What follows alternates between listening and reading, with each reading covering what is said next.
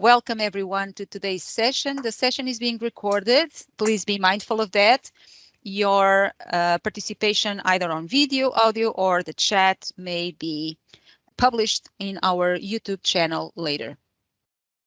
We have the Microsoft Reactor Toronto with a meetup group also that you can check. They run sessions from speakers and groups, user groups around the world with about all types of technology, not Excel necessarily. So if you are interested in checking about any other technology, feel free to check their sessions. They are free and they run a lot of different sessions. So I'm sure there's something there for everyone. Maybe our last session in person before the pandemic was with them in their space here in Toronto. Maybe we will get back anytime soon. We'll see. The next session for our meetup group will be in April the 20th about dates and times in Excel, some tricks. It will be Manny Parat. He will be presenting that session. There's a couple of more sessions already lined up, so stay tuned. I will post soon.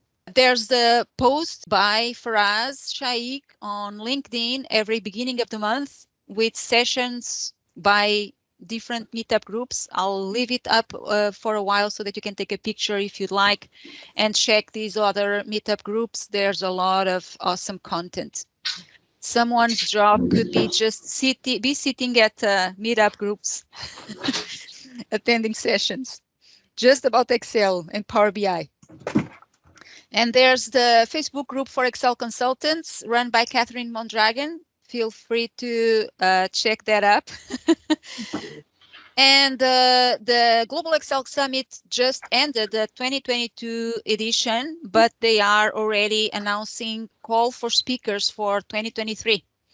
So if you would like to participate, to bring in a topic about Excel or Power Platform, I'm not sure what kind of content they are accepting, but I'll put the link in the chat and you can check with them and yeah, step up.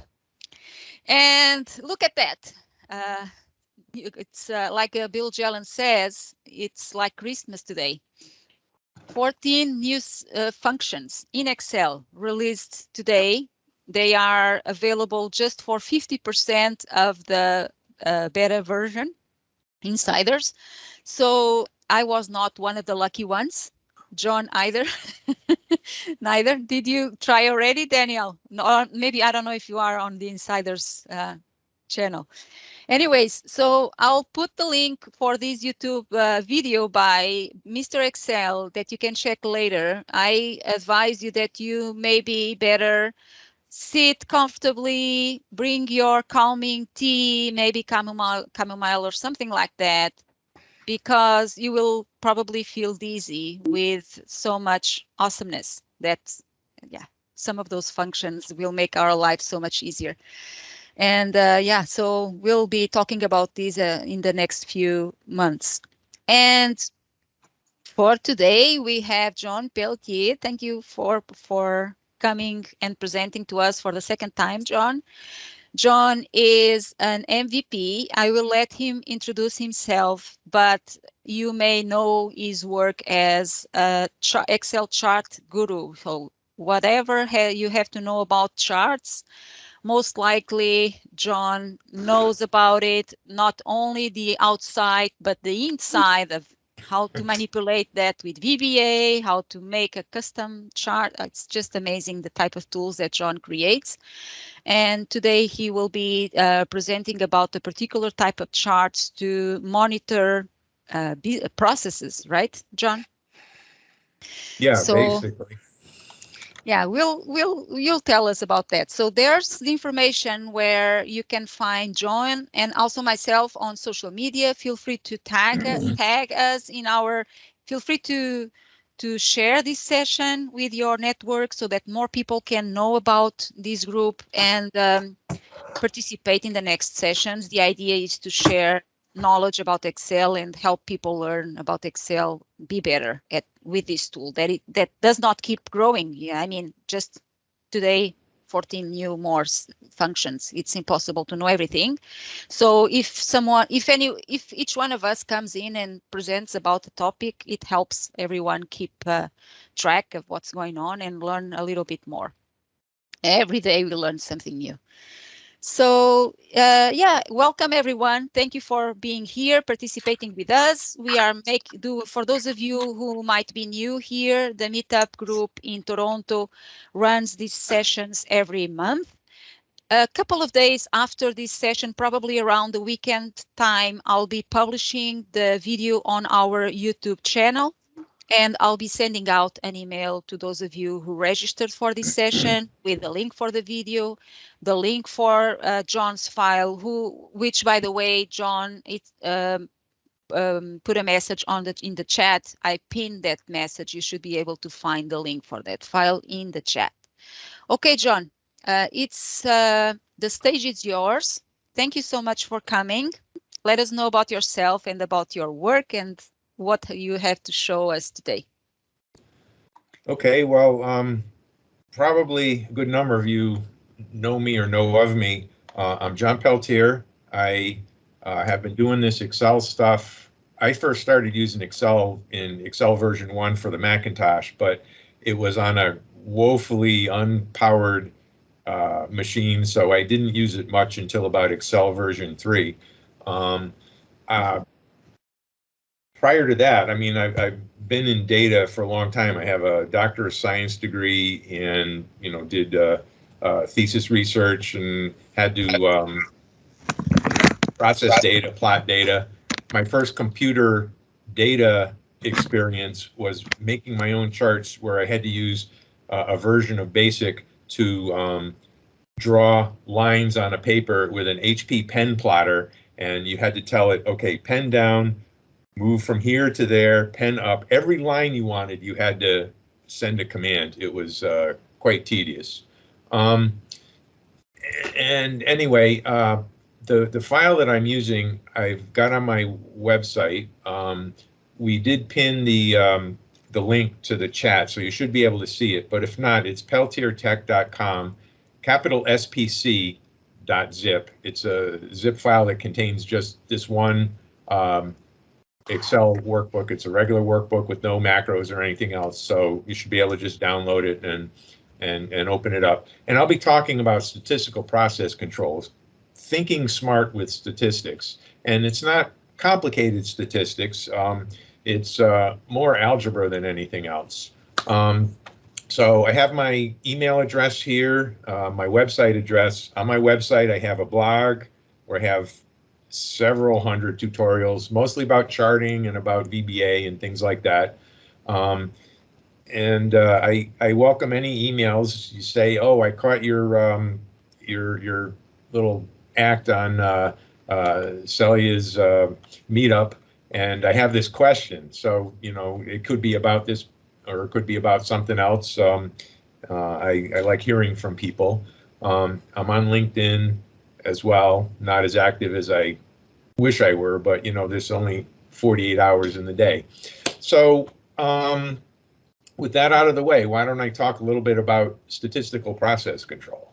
And I'm going to start with a little thing about charts. Why bother with charts? Why do we bother with charts? And this little table here was taken from an actual report. It's from a book by Donald Wheeler called Understanding Variation, which is a brief introduction to statistical process control. And it's a very small book, and I've been using it for 25 years, and he's still very active in the quality control community. So anyway, you have all this data here. It's like, well, what sense can you make of this? But this is how people would put data into a report. And, you're looking at these numbers, and, to me, they all look the same. They all have the same number of digits. They all begin with a 2. My eyes glaze over as some, division manager is talking about it. And, in this case, it's some kind of production volumes, but the kind of data that you might be looking at, it could be production volumes. It could be I don't know, absentee rates. It could be how long it takes to process work orders or to fulfill invoices, or things like stocking your warehouse. All kinds of things. If you can measure it, you can use these techniques. The first technique is to take this and make some sense of those numbers. So what I've done here is I've put them into a list, which is easier to deal with. I also, these aren't the actual dates that were on that report, but I put some dates here. And what good is a chart? Well, sometimes you do a chart just to validate your data. And so I'm going to do a chart here. And Excel, to make a chart, you just select a cell within the range, or you could select the whole range if you want, but one cell is easier to click. And you come to insert, and I'm just going to make a line chart. It's a timeline I'm making. I like a line chart with markers because then I know where each and every data point is. And so I'll say, okay. And all of a sudden, those boring numbers aren't so boring anymore. You can see a pattern in there. You don't see the pattern in the table, but you see the pattern on the chart because the chart is good at showing patterns. And so here's a better chart, and you see I've actually got the month labels here, and I've got a vertical line separating each month, and we're starting to understand a little bit about production in our factory, and maybe a little bit about human behavior. We see that most weeks are running along at a steady rate of between 20 and 25, whatever the units are, and then, oh my God, we got to make our month's quota. So the last month you work like crazy to make your quota. And now all of a sudden I see this and I can ask myself a bunch of questions.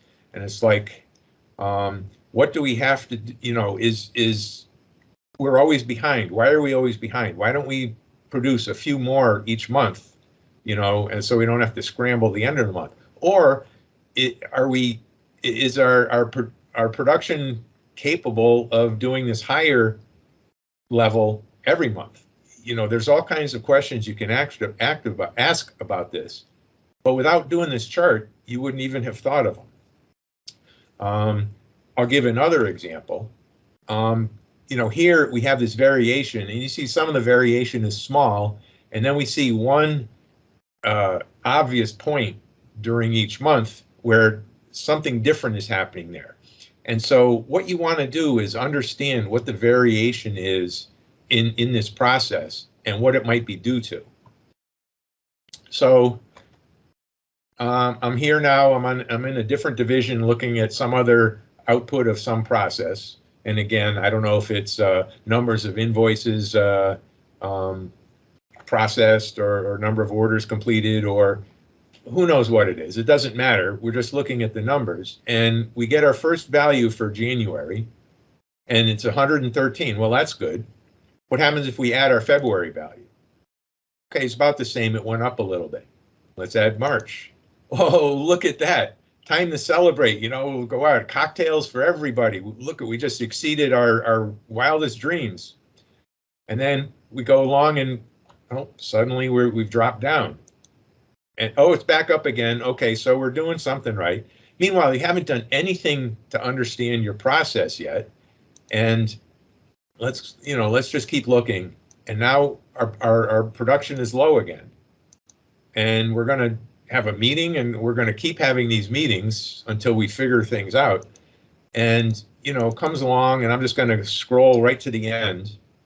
And now we see that, here's our process, and we have a certain amount of variation. What we need to do is figure out which of this variation is anything that we had any real control over. What we have to do is understand this process. We have to listen to the voice of the process. I don't know who coined that phrase, but it's kind of an interesting phrase. And we're looking at, a couple different types of variation.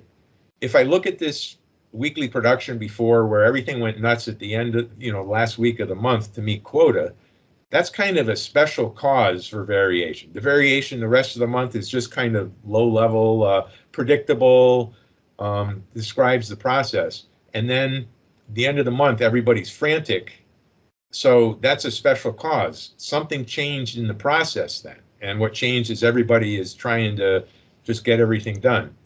Do we have any special causes here, or is this all just common cause variation?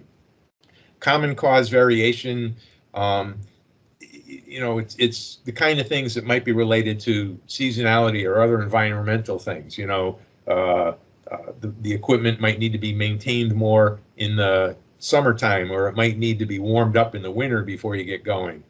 You might have variation in materials. Different suppliers might have different impurities in their materials, and that changes the output of your factory. Or it might be personnel thing, equipment, things like this. Could be causes for, you know, common cause variation. And there's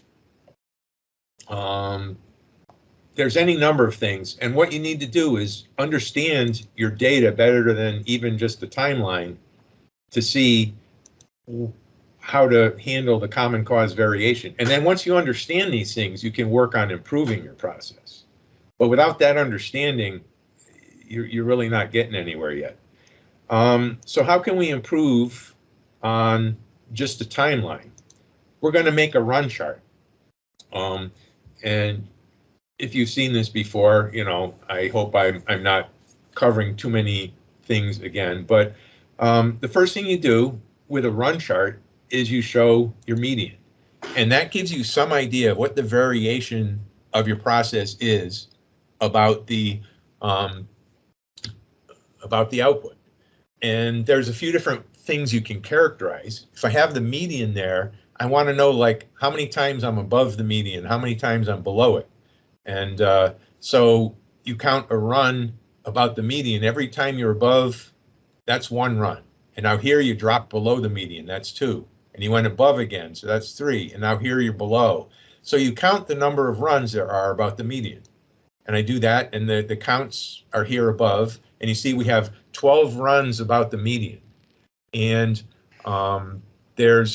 you can look up in tables, or you can do the calculations. And for this many data points, you would expect, just from random variation, to have, I think, 14 or 15 runs of this nature.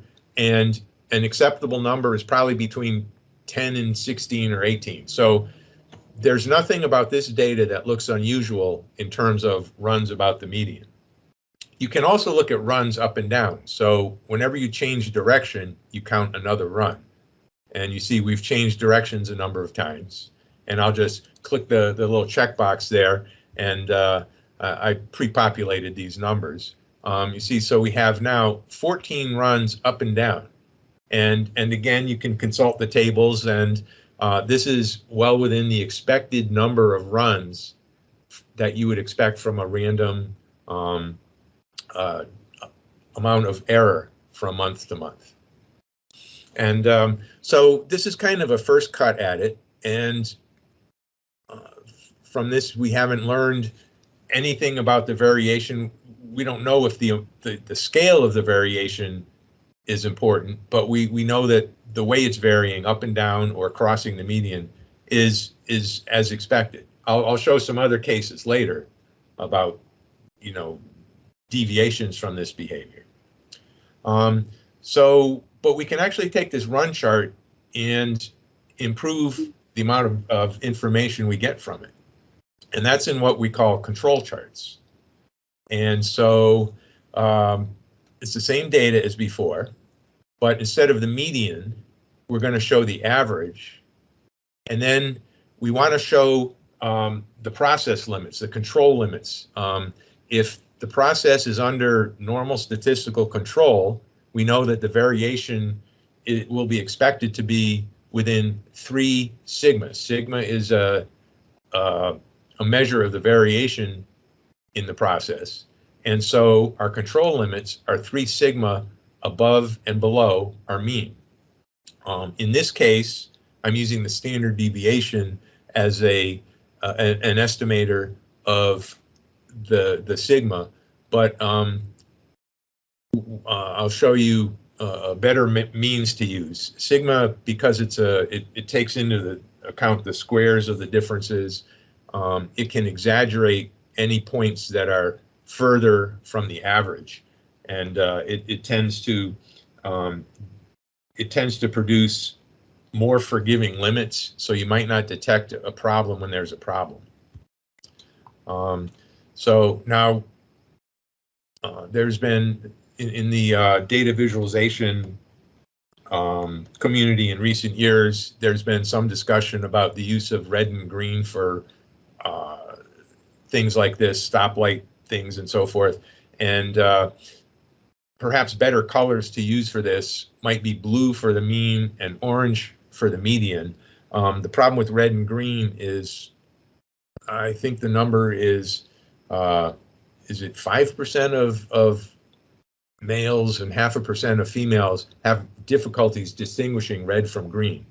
And so the problem is differentiating orange from blue are less pronounced. Now, of course, the green one is always the one in the middle and the red ones are the ones on the extreme. So it's not so important here, but it's something to keep in mind. And talking about data viz, we try to keep all those things in mind. Now, I said 3 sigma.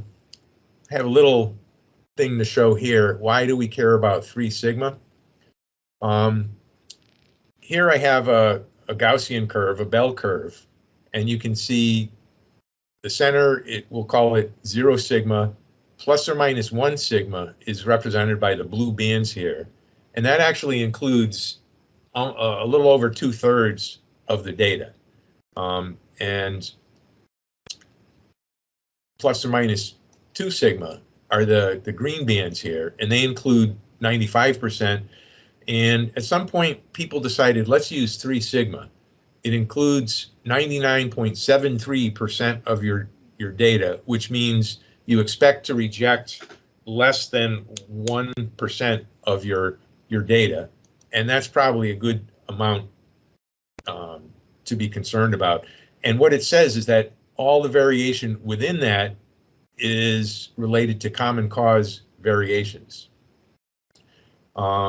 So in this first control chart I showed a moment ago, we were using standard deviation, but I'm going to show a different approach. First of all, when this technique was first put forth, it was several decades ago. Everybody didn't have a computer on their desk. They weren't carrying laptops around with them, and it was harder to do the calculations. But it also turns out that this approach is a little bit more robust than using standard deviation. So what we have here is the same data as before. These are called the individual values, or the individuals. And what we're going to do is look at the moving range. The moving range is just the amount that it changes from point to point. So we just subtract it and take the absolute value. So we calculate our moving range. That's shown in the next column here, and that's presented here. And there's a certain amount of fluctuation there as well. And then what we do is we calculate the average moving range. And that's this line here, and that's fine.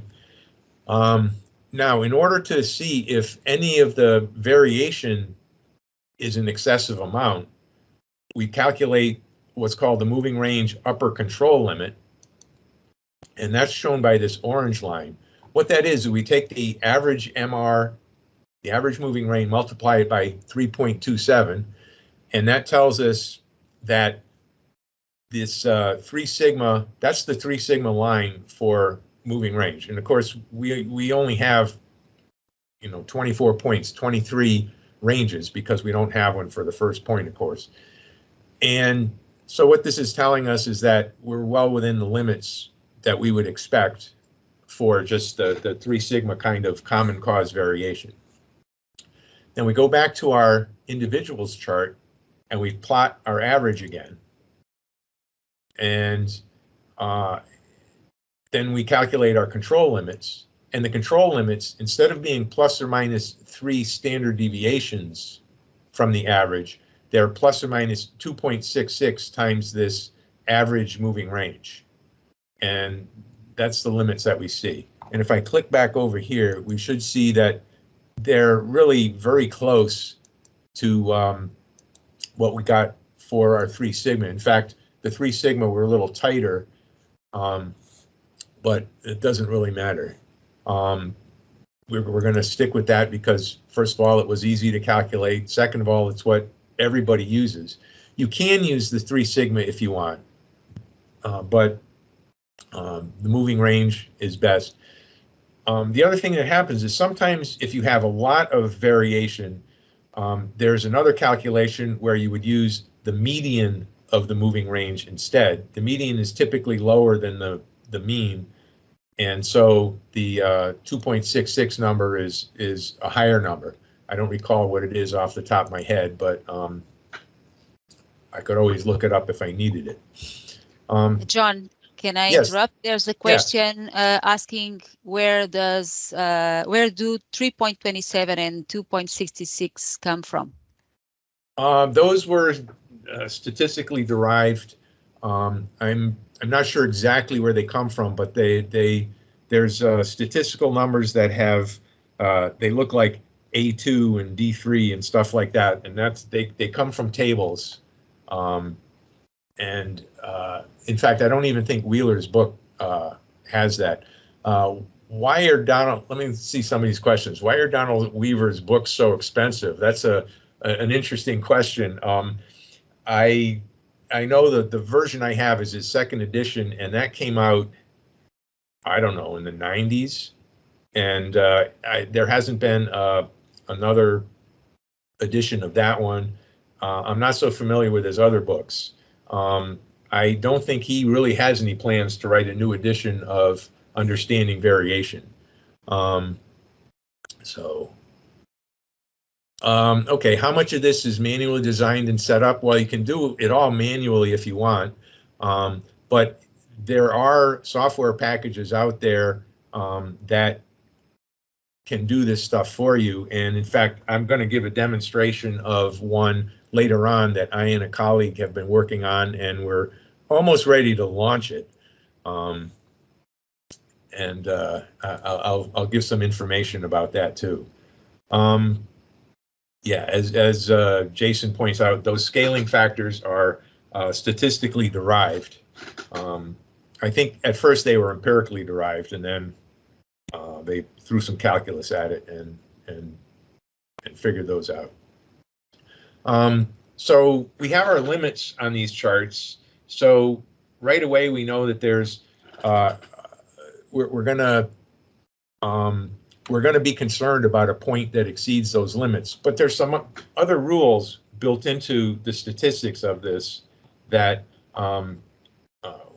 we might want to keep in mind, and I'll describe them there. So first of all, here's my bell curve with the 3 sigma. I'm going to turn it on the side and show what that looks like in the individuals chart. And you see I have my 3 different zones. Zone C is plus or minus 1 sigma. Zone B is plus or minus 2. Zone A is plus or minus, wait, zone C is 1 sigma. Zone B is 2 sigma. Zone A is 3 sigma. I've always wondered about this because I would have, if it were up to me, A would have been 1 sigma, B would have been 2 sigma, and so forth. But they decided this probably before I was born, and that means a long time ago. The moving range, there's only 2 regions that we're concerned about. And then the kind of rules that we have. The IChart rules, the first rule is just, are we beyond the limits? That we're beyond 3 sigma. But there's other rules that describe patterns which are equally probable as exceeding the 3 sigma limits. And that would be if you have 2 points out of 3 consecutive points that are in one of the A zones, either the one up here or the one down here. You can say, well, that is no longer a common cause variation. Or if you have 4 out of 5 consecutive ones within the zone B, that's also indicating some kind of change in your process. That's not a common cause variation. If you have the zone C is if you have 9 consecutive points on one side or the other side of the center line. You can apply this kind of rule to the run chart as well, but it's commonly more the individuals, the IMR chart, individual moving range chart, is probably considered a more rigorous approach. There's also things like trends. So if you have 6 points or more that are either exclusively increasing or exclusively decreasing, that is a rare common cause occurrence. So it probably indicates there's some special cause going on. Maybe your machine is wearing out, and each time you run it, it pushes a little harder into the product you're cutting or something. Or over control. If you have too many points in a row that are alternating, that means you're not letting the process run. Somebody looks at it and says, oh, that's too low, and they tweak the dial. Oh, wait a minute, now it's too high, and they tweak it the other way. And so your process is no longer in control. And there's other things. Now, I've indicated the bold ones are the ones that are commonly used, and the italicized ones are less commonly used. And finally, there's some rules regarding the moving range chart, and there's the one we already guessed at, is if your moving range is beyond the limit, you're out of control. It's time to look at that point and figure out what happened. And then zone C is like the zone C above, is if you have 9 points in a row on the wrong side. That means suddenly your variation is either much lower or much higher than you expected. That means that you have to examine the special cause of your variation. But if you're not exceeding any of these, your process is doing as well as it can be expected. And when you have a good month like this, it's not cause for a big pizza party. And if you have a bad month like this, it's not cause to lay anybody off. It's just within the variation, the natural variation of the process. There's things you can do to improve the way these charts work. First of all, that point is above the limit, so it's easy to see. But what if one of the other rules were violated? We can't really see that from these points, but what we can do is show indicators. And by that, usually you just color it red so it stands out more than the other points in your chart. What you could even do, if you decide that this is a special cause, it's got variation that's unrelated to the rest of the process, you can exclude that point from the analysis. And you still indicate it on the chart to say, we had a value up there, but we're ignoring it, we're excluding it. So now you have a gap in your data, and you also have a gap down in your moving range. Because that point was an extreme, it probably had higher moving range values than the rest of them. So now your average moving range decreases, so your expected variation increases. So these limits tighten up around the remaining points. So that's how the programs are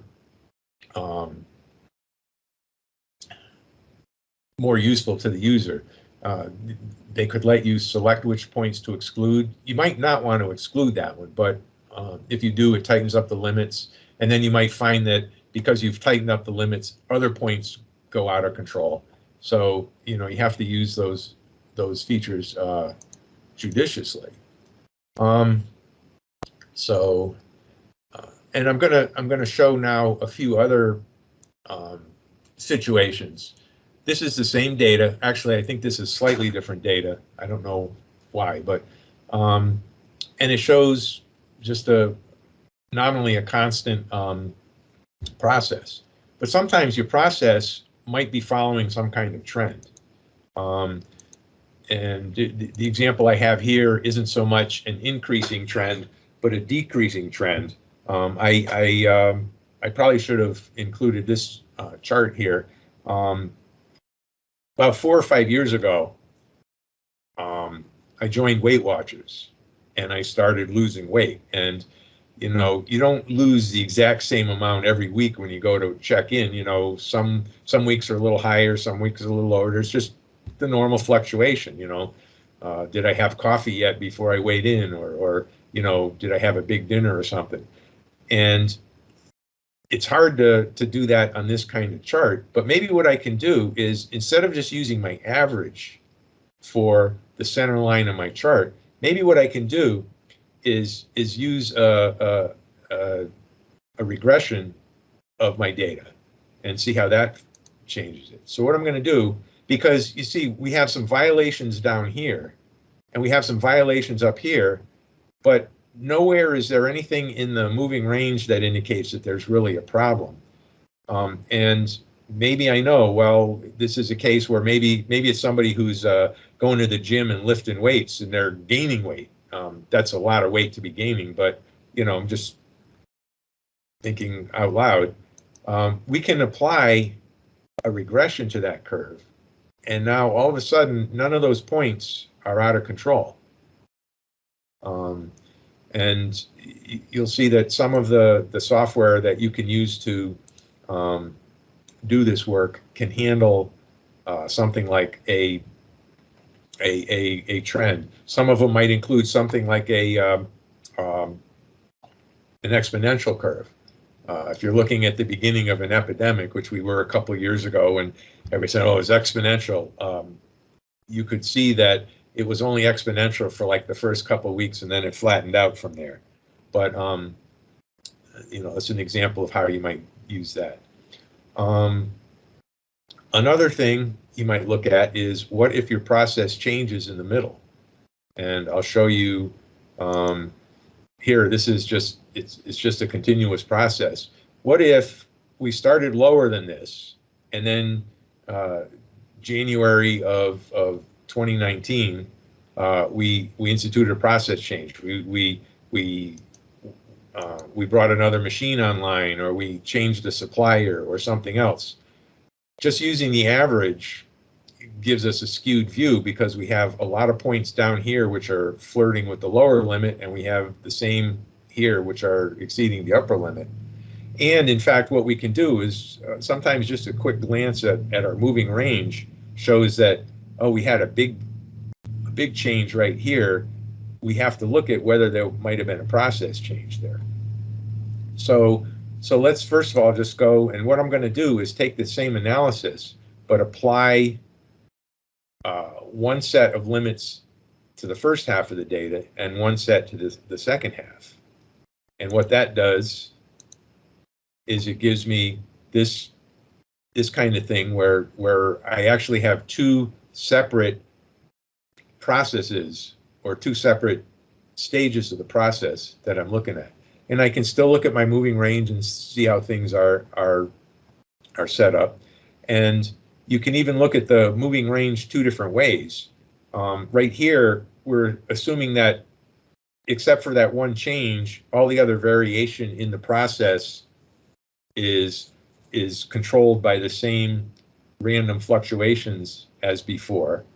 So what we could even do, so here we're assuming that the variation, we're just pooling all the variation together, but we could look at the stages separately, and we see that the first half of the process had a little bit lower variation than the second half, and the limits here are closer and the limits here are further away.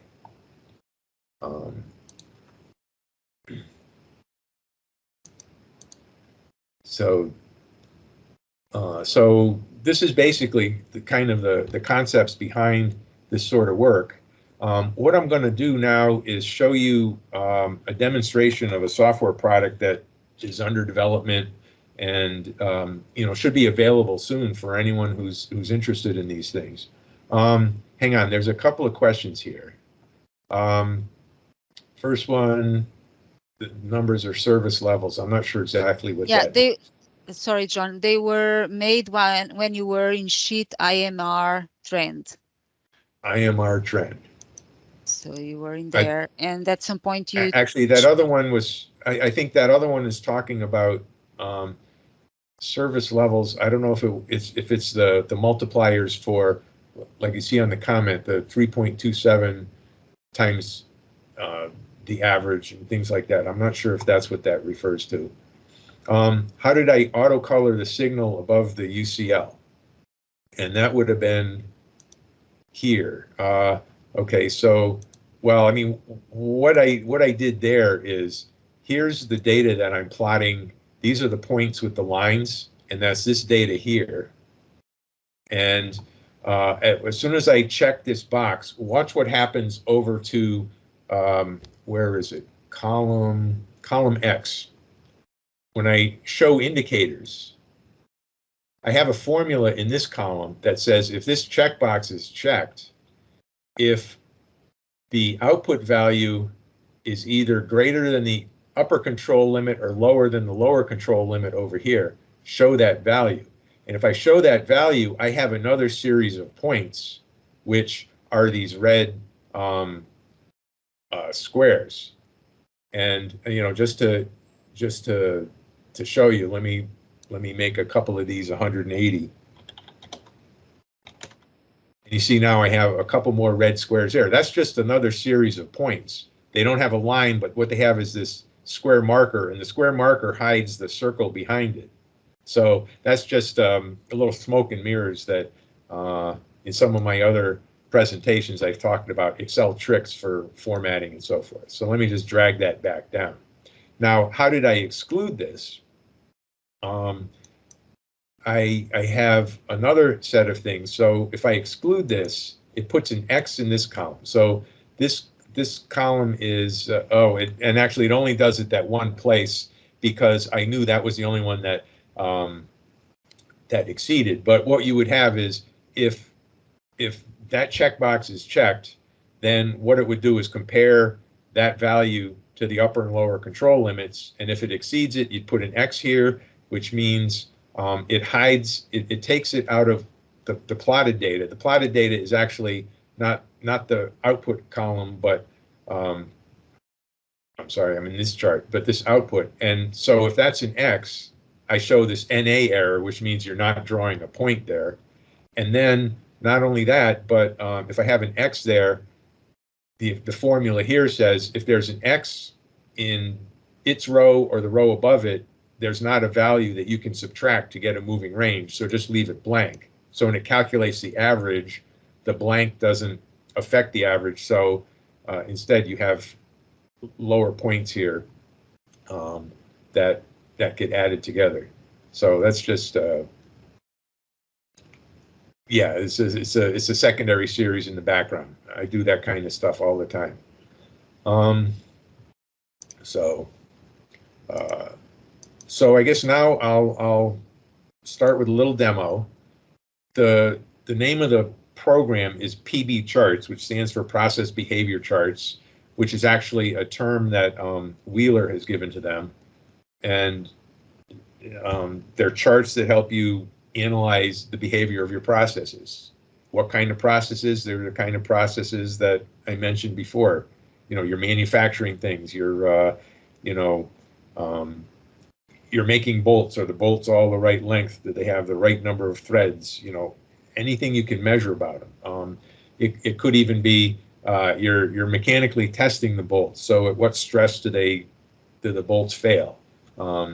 Or how many pizza orders did your restaurant receive this month compared to last month? Just things like that. So PBCharts, it has its own little ribbon up here. And yeah.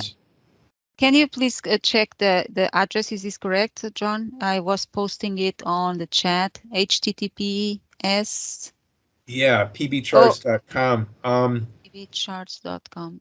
It doesn't seem to work for me. That's funny because I looked at it before and it worked, and then I looked at it. Yeah, so it's working for me. I don't know if it's because I have it cached or not. Can you copy and paste then? Maybe there's some kind of misspelling on my Oh, it looks right. Let me paste it right here. PB chart. It shouldn't matter if it's uppercase or lowercase. And actually, I clicked on your uppercase one, and it still worked.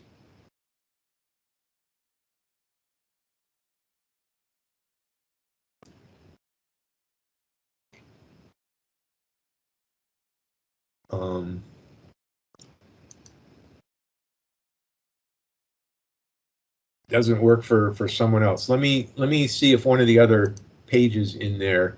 The website is still under development.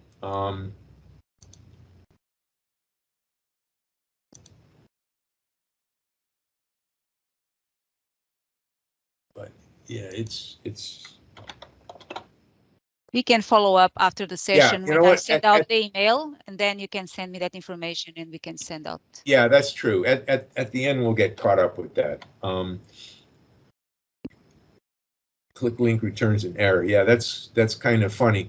What I found is that, well, I'll get to that after a few minutes. It's probably better if people aren't trying to read that while I'm trying to talk. So what PBCharts does, it's an Excel add-in. I built it with Visual Basic for applications, and we put the data into their Excel workbooks based on a template that we designed to do all the charts. And so there's several different ways to get data. The first way is to open an existing PBCharts file. What we did is, let me click on that. We gave the PBCharts file, they're Excel files, but we gave them a separate extension just so we could keep them separate. PBCX, PBCharts for Excel. And so I can just select that and open it. And this is what you first see when you open one of the PB charts. We have, here's our X values, it's year and month, and then production in this column.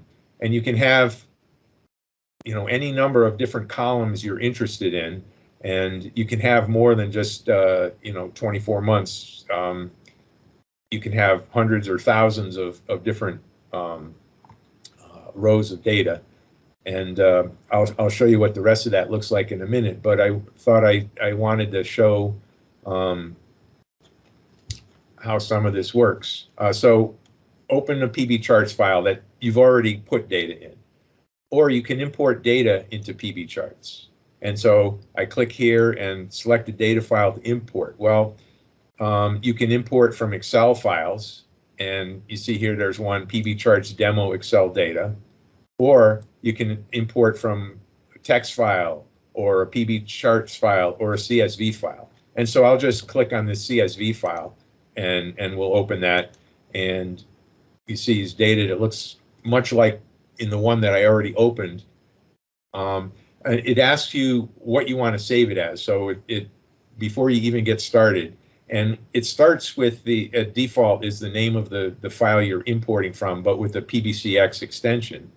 And so I'll say save, and takes a moment for the blue donut to go away. And this is still the other file. Okay, here it is. And you see this one has several different columns of data, and I'll get to that later. The other way of analyzing some data is, let me go back to my SPC workbook, and I'm just going to go to this data that I started with over here. Just select the data and go analyze selected data in PBCharts. And the same thing, it asks you what you want to call it, and I'll call this this is my end of month flurry. And again, it takes the data.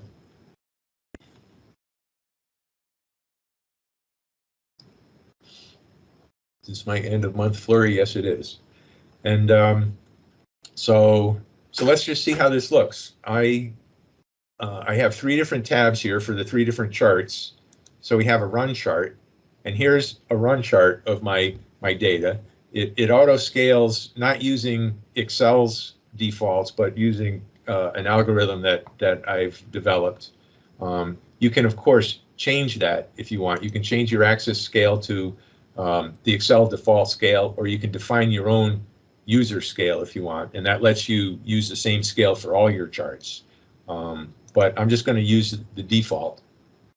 And something, let's do one of the run tests on here. As you recall, I had 2 different run tests. So I can test my runs about median. So it shows me my median, and it counts the different times that I crossed the median, and it says 20 times. And without doing this kind of test, you can't, you know that there's a pattern in your data which is not random. But see here it says runs about median, and it does the test and it says 20, and you're expecting 8 to 16 runs. And because we had more than that, we have what's called a mixture. And that means, and you can see that it's a mixture. We have a mixture of high points and a mixture of kind of these regular points. So we know just from the run chart that there's something non-random about our data. I can do the other run test, which is runs up or down. And it shows me I have 19 runs up or down. And it tells me I should expect for this many points to have 11 to 18. I have more than that, which means what I have is a condition where it's oscillating. I have too much up and down motion. I have only a couple of times where, you know, more than 2 points in a row are increasing or decreasing. So that means that, again, it's not random. And so that's the value of a run chart. If I look at my moving range, I can't really say anything about this, but we still see the pattern which you know, the run chart told us was not random. But nothing's out of scale. They're going back and forth above and below the mean, and nothing's exceeding the maximum. So on the basis of moving range, it's not out of control. And if we look at our IChart, again, we're still within the 3 sigma limits, and none of the other selected patterns are exceeded. Now, I mentioned before when I was showing them that some of the tests are more commonly used than others. And you see here, A, B, C, and D are bold, which means they're the ones that the program is testing for. And then the other, the tests are not tested for. I can change that if I want. I can go into other settings and say, well, choose which assignable causes I want for my ICharts. And I'm not going to change them now. I'm just showing you what we have. And there's the same thing for the MR chart. We can change those. Let me show you what you can do with some of the data here. Let me drag that one out of the way. I'm going to ignore that phone call.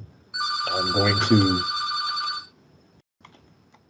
So here's my data, and again, I can look at my run chart, and I'm not going to spend too much time looking here. But runs about median, I have 12, and I expect 9 to 17. So we're not concerned about that. Runs up or down. Again, I have 14, but we're expecting 12 to 19. So there's no pattern in that data. MR chart, it looks like the MR chart in my spc.xlsx file. Nothing outstanding about it. And the IChart, again, it's all reasonable. It doesn't exceed any of the tests. Now I showed you an example where we had data that showed a trend. So what I'm going to do, I'm writing here, it's an Excel workbook, right? I can write a formula here. So what I'm going to do is select my range. I'm going to say equals this value plus, I don't know, what's a good, maybe 6 times row to give myself a trend. So now I'm going from the low hundreds up until the mid 200s. And then I did the other one where it was staged, right? So I'm going to stage my data here. And how I do that is the first half of the data, I'm just going to say equals the point next to it. And then the second half of my data, I'm going to say equals the point next to it plus, let's say 75, just to give myself 2 different sets of things to look at. So now let me come back over here, run chart.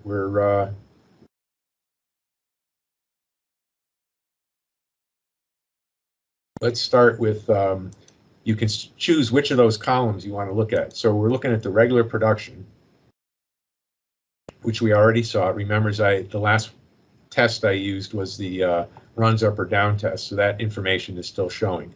But I can use either this or the next and previous buttons to select a different column of data to look at. So now we obviously have a trend. If I do any of my run tests, runs about median, well, looks like I was going to say I only had 2. Well, I have 4 runs about median because most of my data at the beginning is below and most afterwards is above. So this is called clustering. You see, I have a cluster of data below and I have a cluster of data above.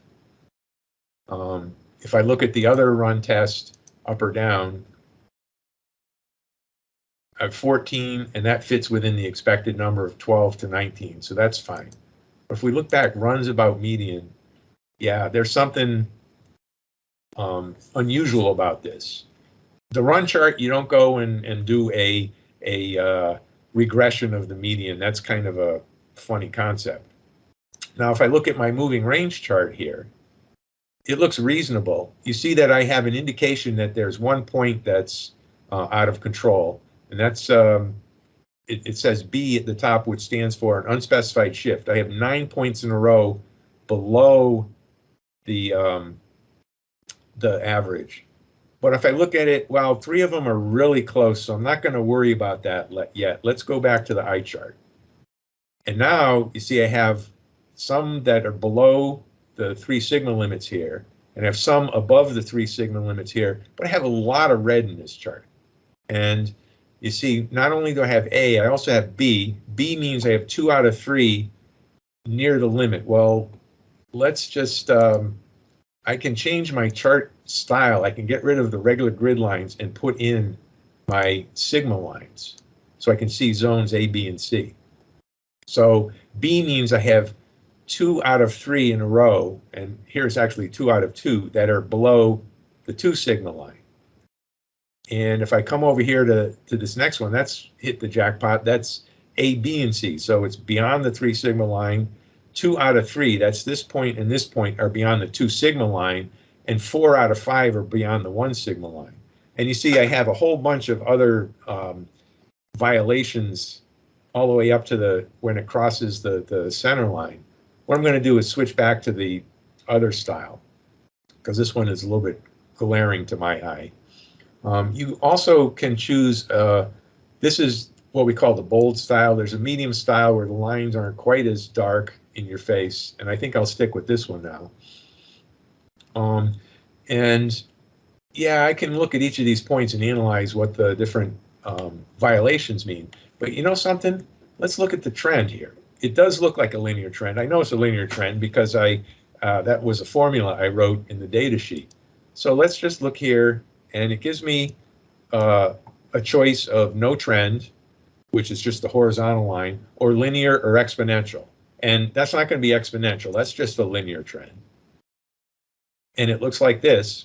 And we see all of our red points went away because now, based on my new center line, which is a regression of my data instead of just a horizontal average, I have trended data, and there's nothing in this that is outside of the common cause kind of predictable variation. Let's go back to my run chart and let's look at how it looks for the next column, which is our staged chart. And so I click on stages, and it shows me what my values are here, so I can easily pick out the one that where it jumps. Or what my colleague likes to do is he comes over here and he says, okay, 2020 December, 2021 January. So he'll click on that, and it'll calculate your stages. And I'll say okay. And somehow it didn't calculate that, did it?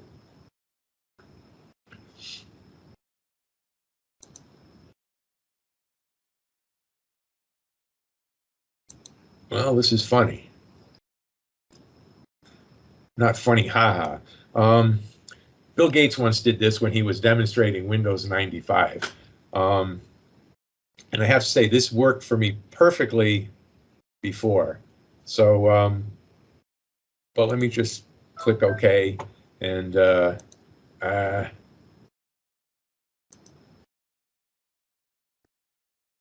try it one more time. Oh, yeah, you know why? Yeah, silly me. Never mind. I'm on the run chart. Of course, I'm not going to see control lines going crazy, am I? It's a run chart, and we don't split the run chart up into different stages either, but we can still do our run tests. Yeah, little brain fart there. Sorry about that, guys. How many different runs about the median do I have? 2. That's because the first half of the points are below the median, second half are above. So I know that there was a process change. I'm not going to bother with the other run test because that's not going to show us very much. Look at my moving range test, and we see that I have one moving range value which is outside the 3 signal limits, which means something happened there which is not expected as part of our, common cause variation. And it's like, well, duh, it's because it's a totally different population of points. And so I'll come back to my IChart and I'll look at it. And again, we have a whole lot of violations down here. We have a couple points in the middle which aren't violating, but boy, that one's getting close. And then we have a whole additional bunch that are mostly above our limit. But if I come here to stages, and now I can come back over here and say, okay, I'm above 200, that's where the stage starts. And this is what I expected to see before, but I was in the wrong place. And I'll just say okay. And you see I have one stage down here and another stage up here, and one point here is out of control. And again, I can go to my chart style and look at how my 3 zones are, and I can see that these 2 points here are beyond the 2 signal lines. So there's a violation here. It sort of looks from the data like it was not a step function, but something changed a little bit too much even before the start of the new year. But I'm going to just let that go right now. Now, what I did when I clicked that, the default is to calculate separate sigmas for each stage. And I could decide that, well, the process other than the one change I made should be dictated by the same, random fluctuation. So I can do a combined limits for all stages. And that widened my variation down here enough that I was no longer exceeding any of my rules down there. And because I hit the X, it didn't accept that change.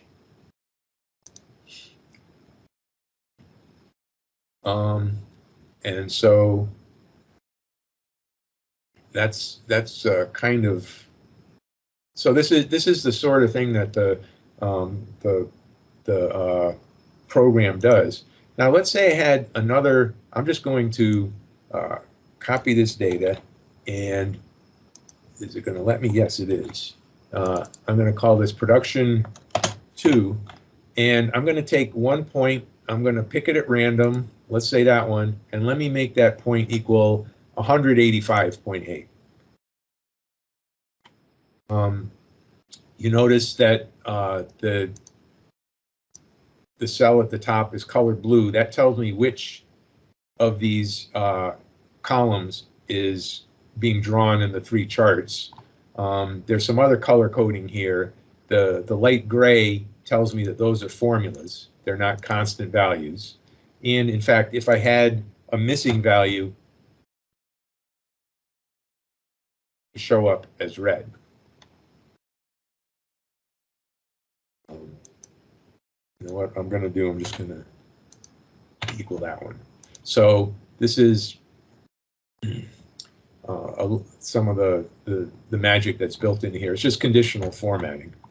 And so now I go to my run chart, and I will see that once it starts flickering, you know, the data looks pretty much okay, except I have this one point. Run chart, you can also see if this is called an astronomical point. It's one that's far from the rest of them.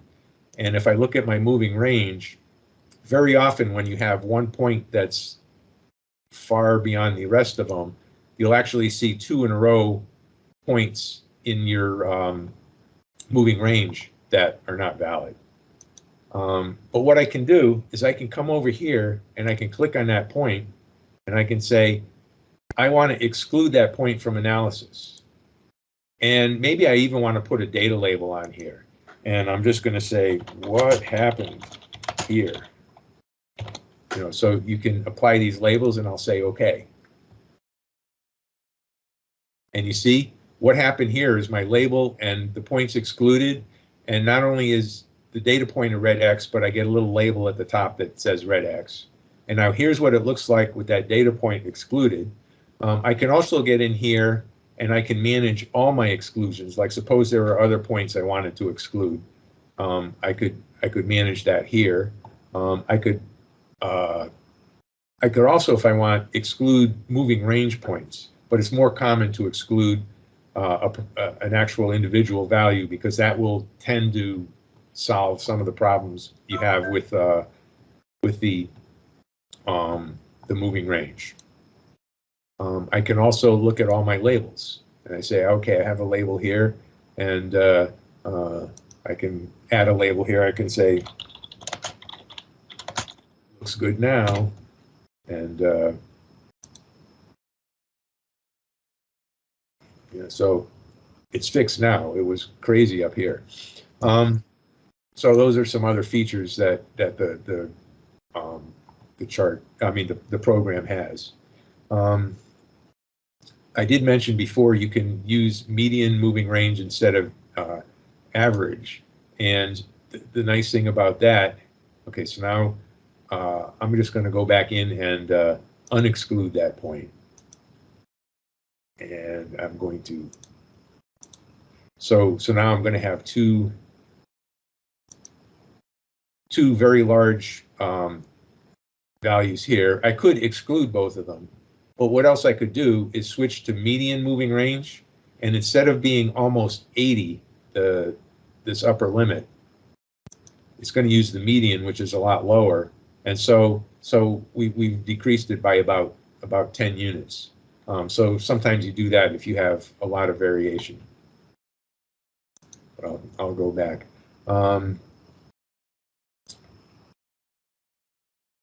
I could take this chart and I can export it either to PowerPoint, and what it'll do is either paste it into your existing PowerPoint presentation or open up PowerPoint and make a new one, or I can export it to Word. I can save it as a PDF, or I can save it as a regular image file.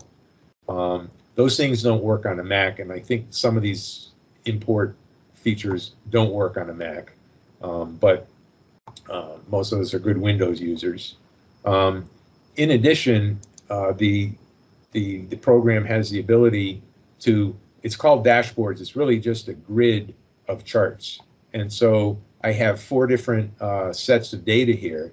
I can even select them all, and I want to show my iCharts for all of those in the sheet. And so it shows what the layout is going to look like. I can change the orientation if I want. Let's do it this way. And let me give it a name so I can save 2 by 2, right? I can save that, and in case I want to use the same layout later, and I can build that dashboard. And what it does is it loads each set of data that you've selected and takes the charts that you've selected and puts them into another sheet. And I'll show you what that looks like in a second. I'm done here, so I can come here, and here's my sheet. So I can take this, I can print it out, I can actually take this, I can export that to PowerPoint as a group of charts, you know, put it into a report, send that to my boss, and then next month I'll rerun it and show how things might have changed. Let me go back to my original file here and make sure I haven't left anything out. Here's my data. I didn't show how to freeze limits. Let's just look at my, oh, you know what I'm going to do? I'm going to look at the one that I hid away. And so what I'm going to do, I have this kind of behavior going on. You remember the end of every month we went crazy trying to meet our objectives. So what I'm going to do, you can change the, I mentioned you could change your y-axis scale. You can also change your x-axis scale if you wanted to zoom in on a certain region or zoom out or whatever. Or if you wanted to set limits here, very often you work on a process and you say, okay, this process is working well. I'm going to lock my limits in now. So when I add more points, it's not going to change where the limits are. I can see where those new points are compared to the limits that I established before. And so what I'm going to do, I'm just going to keep this range like this, and I'm going to preview what my limits are before I lock them in place. And this screen is flickering a lot. I got a new update for Excel, and unfortunately, it didn't have the new functions that they released, but it does seem to have a lot more flickering than I'm used to. But that might be Teams also. What I'm going to do is just lock my limits. And you see that the points change from circles to squares. And that means that any more data that I add aren't going to affect the calculations. So I'm going to come over here and let's just add another month or so of data. 1025. We'll add a couple more.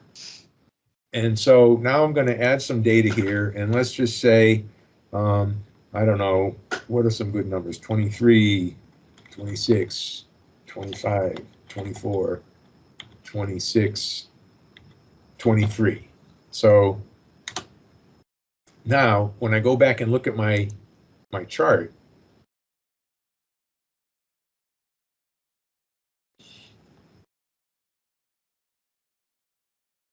you see I've added points, and they're circles and not the squares that the locked limits are.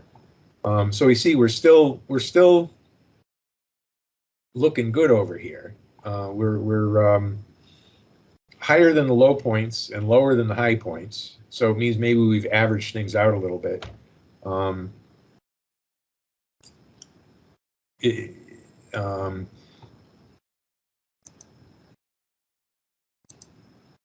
And you know, you can track how things are going, and you know, typically what you might do is, you know, 12 months of data, and then you'd lock your limits, and then you track the next 12 months. And if things haven't changed, you'd include them in the analysis. So now you're setting limits based on 24 months. Or if things have changed, you decide whether you want to establish new limits based on the new range and so forth. Oh, another thing you might want to do is I want to set a target now. So on this chart, I want to set a target of, let's say I want to set a target of 24. And I'll say OK. And it actually gives me a little indicator here what my target is. So I know that, you know, before, most of my during the months were below the target. And now, well, I'm hovering around the target, but they're mostly above the target. So, you know, it's just another visual clue here. And then I can just say, no, forget it, I don't want to see that target anymore. And it goes away. So that's our new program. I went through the analysis. I went through most of the other. PBCharts.com was broken, but you can still get a kind of a beta version of it. And let me just see. So Will was saying that pbscharts.com/documentation was working. The page is working. Which is funny. I noticed that actually when I opened it first, like 2 hours ago in my browser, pbcharts.com opened fine. But because I have an administrative account to it, what I see isn't what everybody else sees. So I opened it in an incognito window, and pbcharts.com didn't work in the incognito window. But other pages were working fine. So I think that's the problem that we're seeing here. But if you go to pbcharts.com/store, what you'll see is a PBCharts beta thing, and there's a strawman price on there and everything else. But if you want to try this out, add it to the cart, and then this code here, PBCharts beta, enter that in there, and it will reduce that by 100%, so you can get a version to play with, and it will this coupon code is only good till the end of the month, but you can if you get one, you'll get an email, and it'll have a license code, and that license code will give you 2 months to play with it. So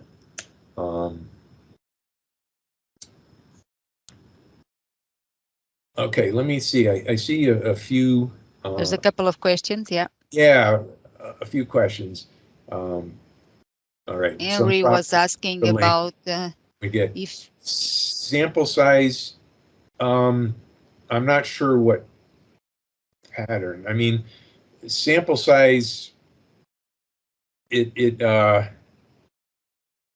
gives you a better idea of the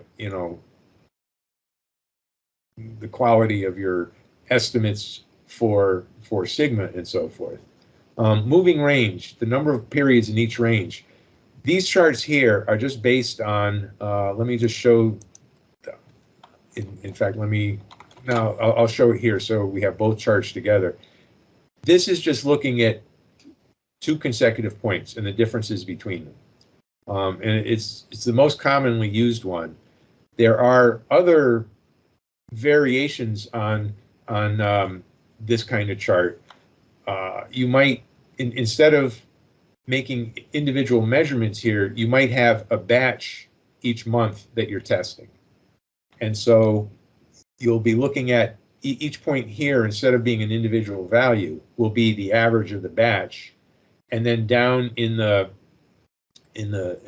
second chart, it won't be a moving range, it'll be a range of the values within that subset. So for January, it'll be the difference between the highest and the lowest measured that month. And February, it'd be for that month, and so forth. And as it turns out, if you have 2 values in a month, you use the same 3.27 and 2.66 constants. But if you have more than 2, those are different. And you have to look those up in a table or calculate them somehow. And then if you have more than about 10 points in a batch, you can use a standard deviation there instead of a range. But in general, I mean, even Wheeler, he says this is by far the most useful of the chart types. And you can even use this if you're looking at like the percent of on-time deliveries of something. You can just use a percentage here and then do the subtraction, and it doesn't matter what the number of items is in the amount that you got your percentage. You just use the same methodology with the same constants. Multi-row options on x-axis. Do you want to know how I did it here, or are you asking about it for the software? It's not in the software yet. I want to do it, but we wanted to get something out to the public and decided not to spend a lot of time with it. Yep, in the software, I noticed that all the dates were at the angle. So yes, I had to fudge that and you know, put the year dash the month in a separate column over here somewhere. In fact, I don't know if you might have seen it somewhere. My control chart here, yeah. See, this is data. Originally, what I was planning to do was take this data and show the analyze selected data using this, and it's not part of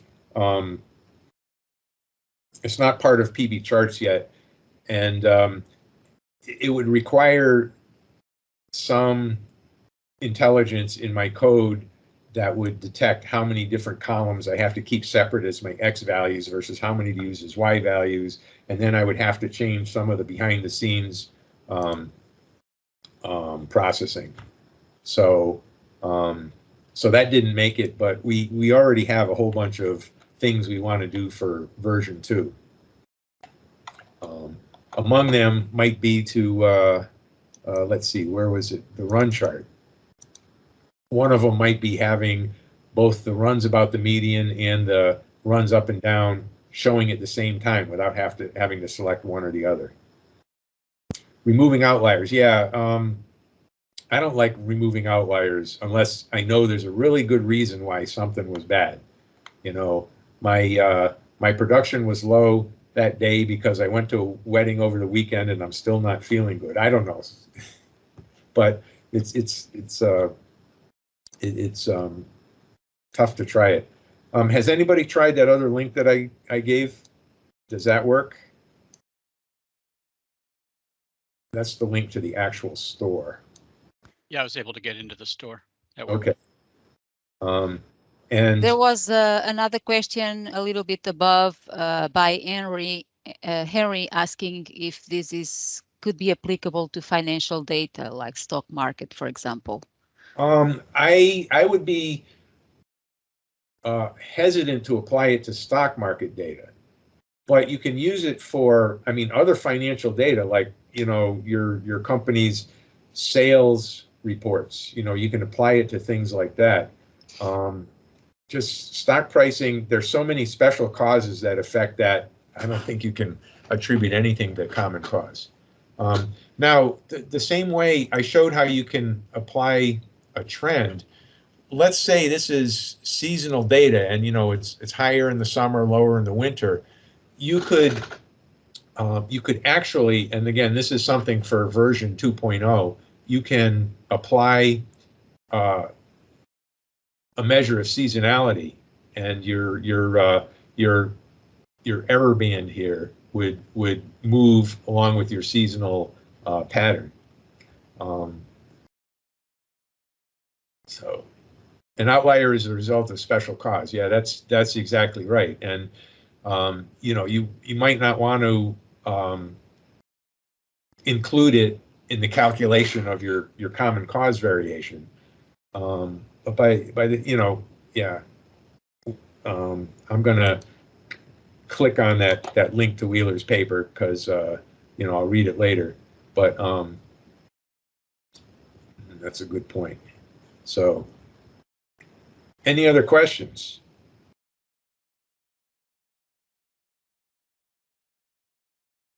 I don't see any other questions. I hope this didn't seem too much like a sales pitch, because that was feel free to. Oh, I think it's I was thinking it's I don't know what's more fascinating, the theory and all the concepts that you presented, which I'm not so familiar with them.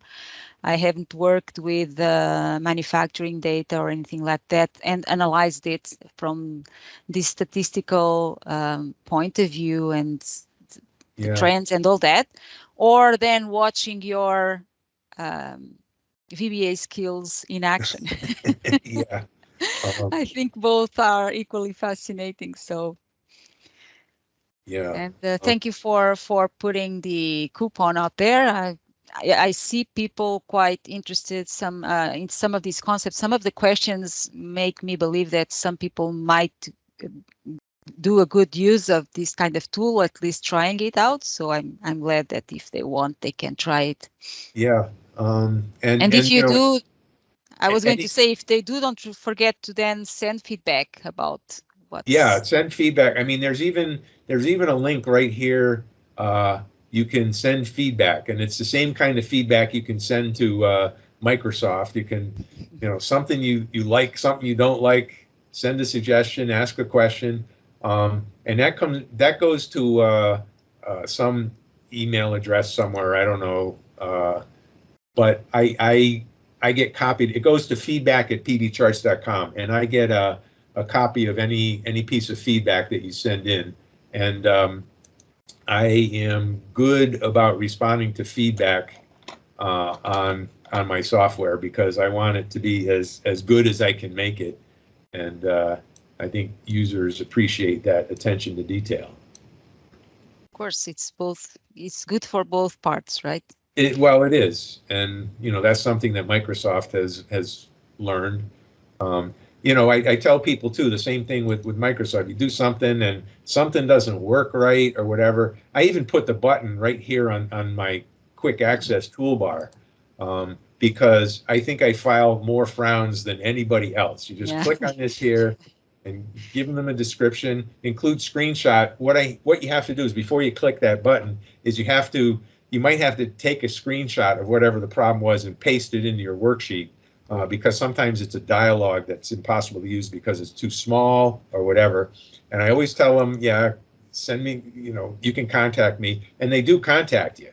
They will, maybe not all the time, but they will get back to you.